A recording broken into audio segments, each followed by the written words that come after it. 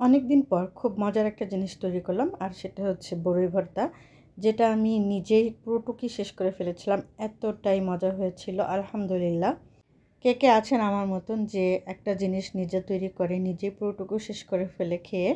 এই ভর্তাটা তৈরি করতে সাধারণত টক মিষ্টি যে বড়িটা পাওয়া যায়, মানে টক জাতীয় যে বড়িটা পাওয়া যায়, সেই বড়িটা দিয়েই এই ভর্তাটা খুবই মজা হয়ে থাকে। আর সাধারণত এই টক বড়ি দিয়ে এই ভর্তাটা তৈরি করা হয়।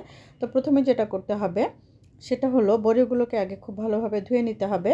অবশ্যই খুব ভালোভাবে ধুয়ে নিতে হবে, কারণ বড়িতে প্রচুর পরিমাণে বালু থাকে। তো আমি বাটি ভর্তি করে বড়ি নিলাম। বড়িটা নিয়ে তারপর আমি খুব ভালো করে ধুয়ে তারপরে নিয়ে এসেছি। এখন এটাকে আপনারা এভাবে ছোট জাতীয় কোনো শিল দিয়ে এভাবে প্রেস করে করে এটাকে ভেঙে নিতে পারেন, অথবা যেই হাম্বল দিস্তা পাওয়া যায় সেটা আপনার কাঠেরও হতে পারে, অথবা পিতলের হতে পারে, অথবা স্টেনলেস স্টিলের হতে পারে, অথবা ঢালাইয়ের যে হাম্বল দিস্তাগুলো পাওয়া যায় আপনারা সেগুলোতেও এই বড়িগুলো ছিঁচে নিতে পারেন। তো আমার কাছে কাঠের হাম্বল দিস্তা ছিল, তো আমি সেটাতেই ছিঁচে নিলাম। তো ছিঁচে নেওয়ার পরে আমি এখানে নিয়ে নিয়েছি ধনেপাতা, কাঁচামরিচ কুচি, চিলি ফ্লেক্স, তারপরে লবণ পরিমাণ মতো এবং স্বাদ মতো চিনি। এগুলোকে এখন খুব ভালোভাবে হাত দিয়ে মেখে নিতে হবে। অবশ্যই এই কাজটা হাত দিয়েই করতে হবে। আপনি যদি এটা চামচ দিয়ে মাখতে চান তাহলে কিন্তু এটা টেস্ট ভালো আসবে না।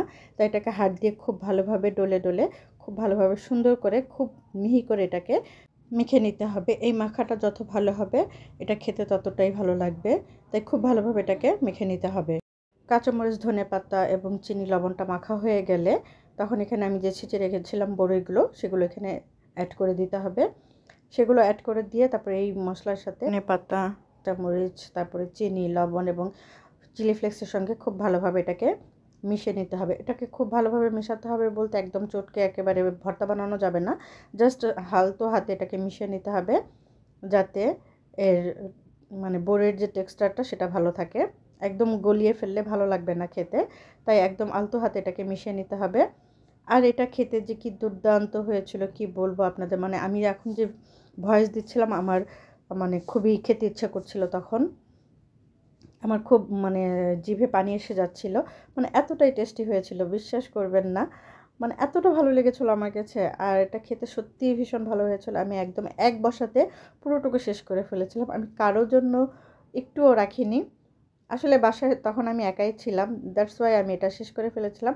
পরে বাসার পরবর্তীতে যখন যারা এসেছিলো আমি পরে তাদেরকে তৈরি করে দিয়েছিলাম।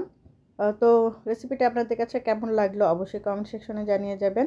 আর কে কে এরকম করে খেতে পছন্দ করেন সেটাও জানিয়ে যাবেন। আজকের মতো এখানেই বিদায় নিচ্ছি। আসসালামু আলাইকুম।